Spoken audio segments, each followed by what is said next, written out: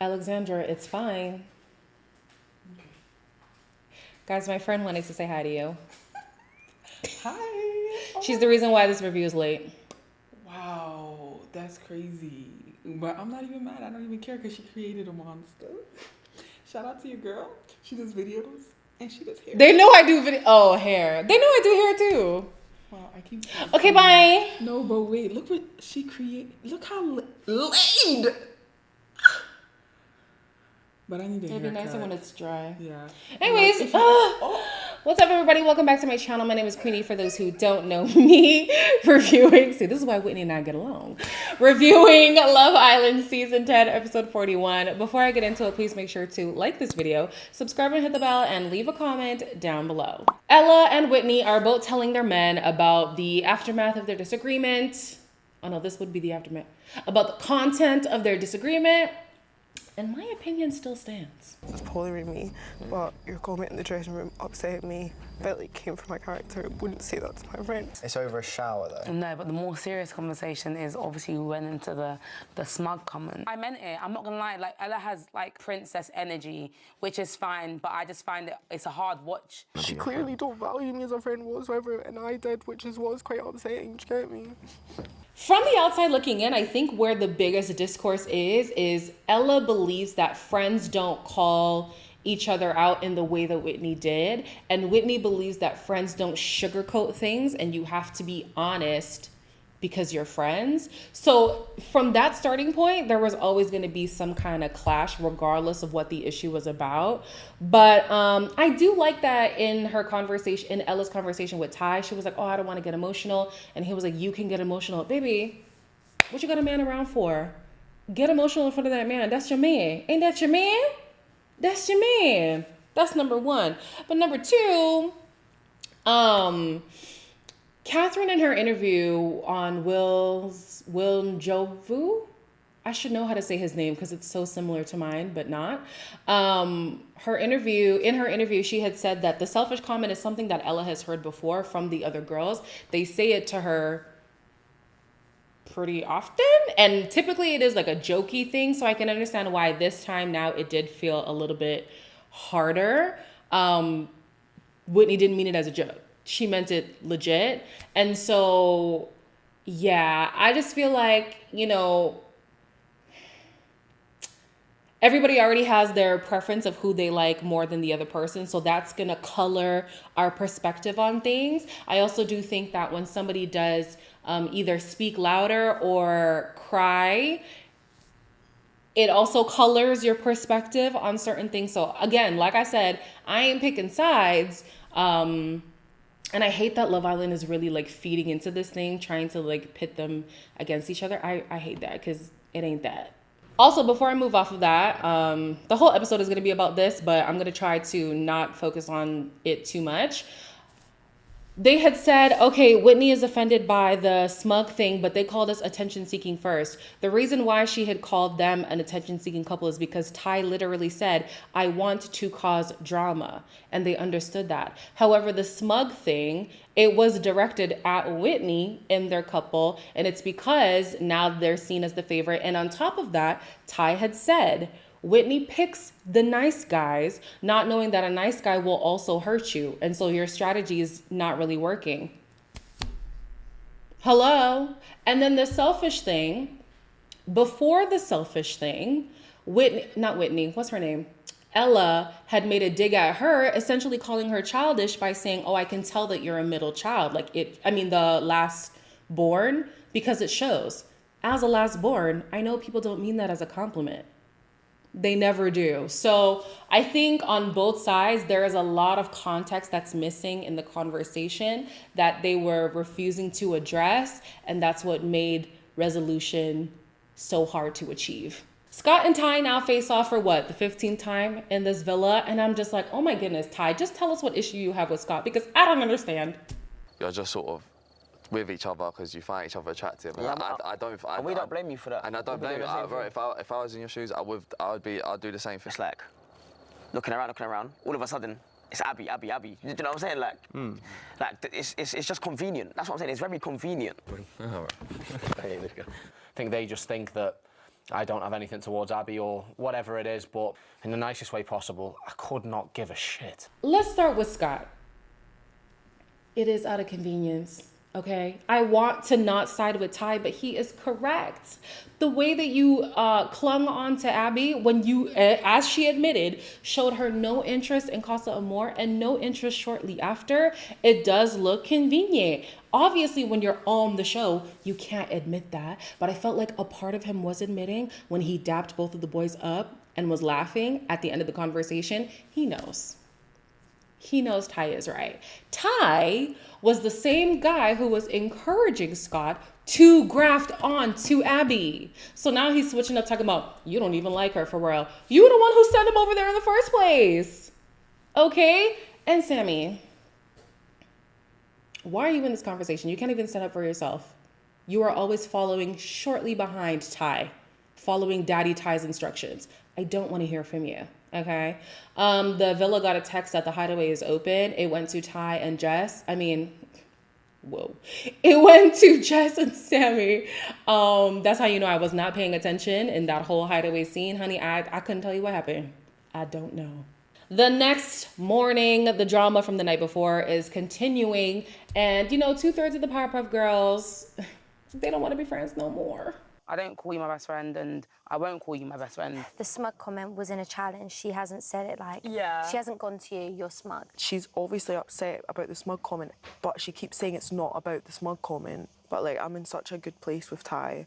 I'm not going to let what she has to say, kill my mood and, ruin a good thing I've got going just now. I definitely think that the smug comment hit a nerve with Whitney. So I will agree with Ella in the fact that Whitney doesn't want to admit that that comment hit her and did add to why she wanted to address certain things. I don't think the challenge was the sole reason why she wanted to say things. They literally had a situation with the whole shower situation.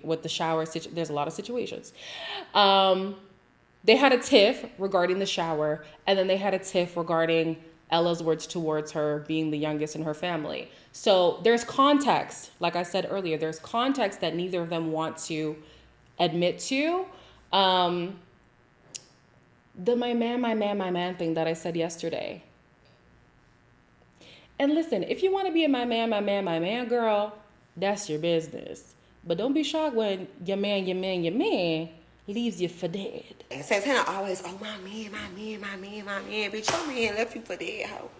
Child, talk about main character syndrome, because production cannot help but milk this Ella Whitney storyline because they know we ain't got nothing much else to talk about outside of these two. I felt like there was more things coming out from your side. If I could sit here and tell you that you're not selfish, honestly, I would. Everything I've said to you, you've literally just dismissed it and gone on a defense. You're not hearing what I'm saying. You're not understanding what I'm saying. That's exactly how I feel when I speak to you and communicate with you. I could not help but laugh when you had Ty and Ella in one corner, Whitney and Lochan in another corner, and it seemed like they were gearing up for a boxing match. I'm like, this is ridiculous.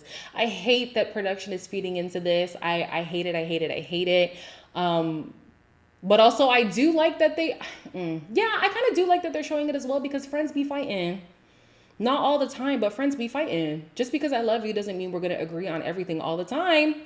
Trust me, I know. And so I've had some friends where we've had some hard conversations to say, I don't like how you do this.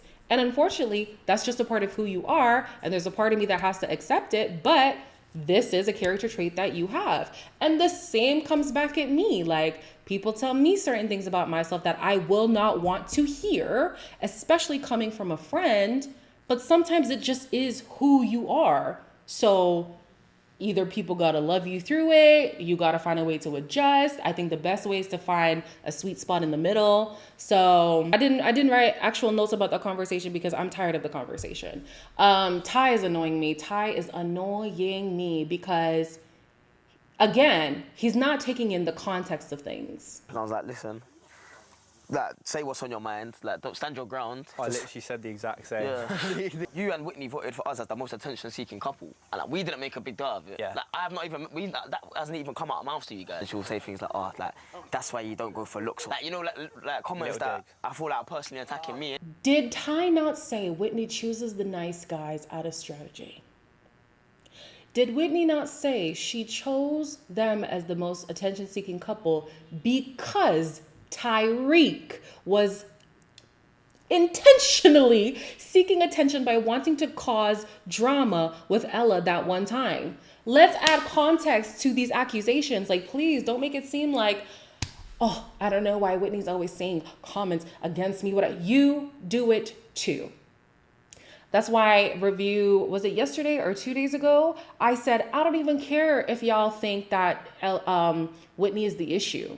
I just want y'all to put the same energy on Whitney that you do on Tyreek, because they do the same thing. I don't believe that Whitney is an asshole when she does it, but they both have this blunt honesty thing that can rub people the wrong way. Tyreek can dish it and can't take it. Sometimes the same thing is true with Whitney. I just want us to paint with the same brush because it's the same thing.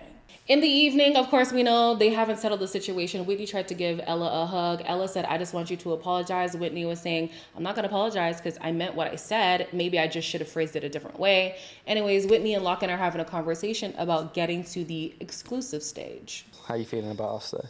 About us, it's still bubble vibes. I need real. I just want to like, do you know what I mean? I know with this whole exclusive thing, like, I want it just as much as you. I just want to do it the right way. Favorite couple?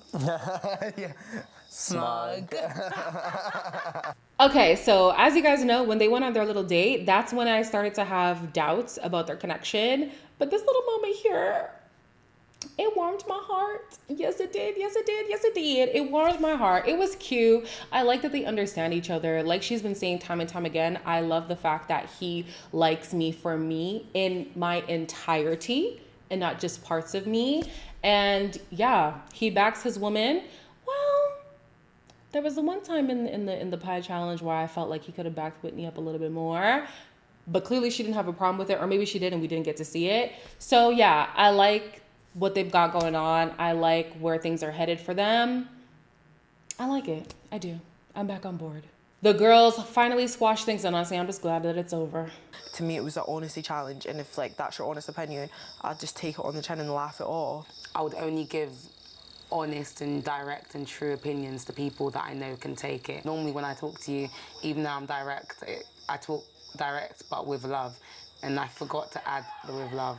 Like I said before, I completely hear where Whitney's coming from. And here's the thing. I used to have this friend of mine who any little thing would trigger tears out of her.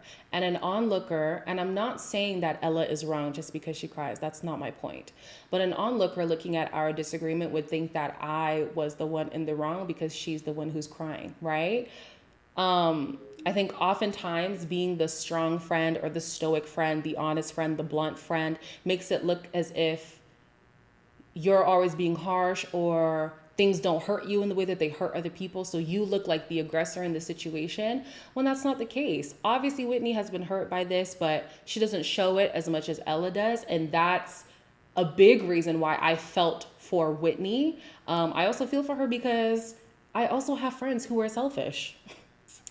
And the difference is some of those people actually accept the fact that guys, let me tell you, this is a little tangent.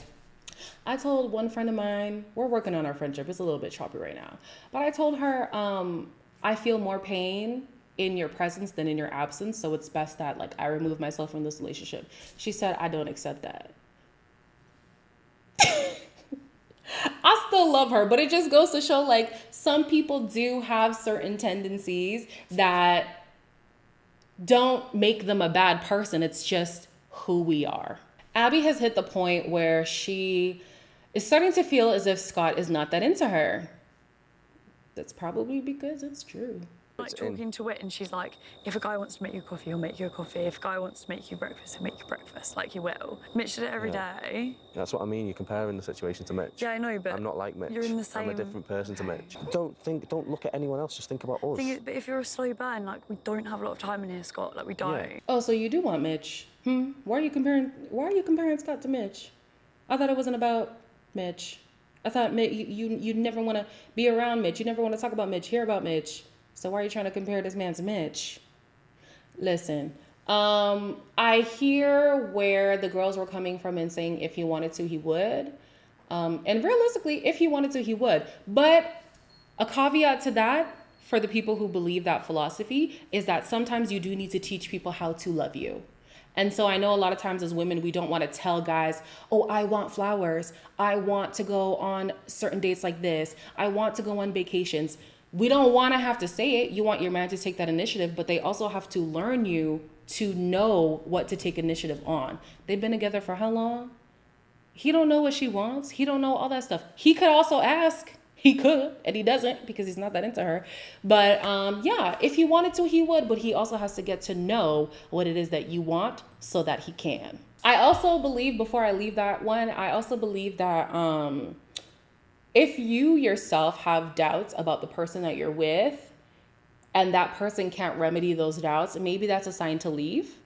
At least when Scott was in his previous partnership, it wasn't his partner who had doubts about him. It was people around them, right? Which is different. However, this time it is the person in the relationship with Scott that's having doubts. I would say that's concerning for you, Abby. The episode ends with Sammy following after Daddy Ty's footsteps, saying that he doesn't want to say I love you, but he wants to make Jess his girlfriend. You ain't gonna chuck me in the pool, are you? I'm not. Of course, I'm not gonna throw you in the pool, you donut. No, just be serious for 1 minute. All right. I feel like I've definitely matured a lot. Taught me a lot of lessons. Stop laughing. Okay. Can you help me out, guys? Yes! I genuinely wish I was happy for them. I wish I was. And I'm happy for them in the sense that they both seem happy to be in this situation. But if Jess was my friend, knowing what I know about Sammy and everything, I would struggle to be happy. I really would. Me personally, it seems like her friends in the villa are very happy for her. So if y'all like it, I love it. The families are coming. It seems like Molly's dad has words for Zach. I wonder what Jess's family they were on After Sun and they had nothing to say against Sammy. Jess, you need some different people in your life because they not seeing Sammy as problematic. But maybe he's changed. Who am I? I don't know. I'm just watching a television show. Anyways, like, comment, share, and subscribe. And I'll see you guys on... Will I see you on Sunday? I might not see you on Sunday, guys. I might not see you on Sunday, but I will definitely see you next week.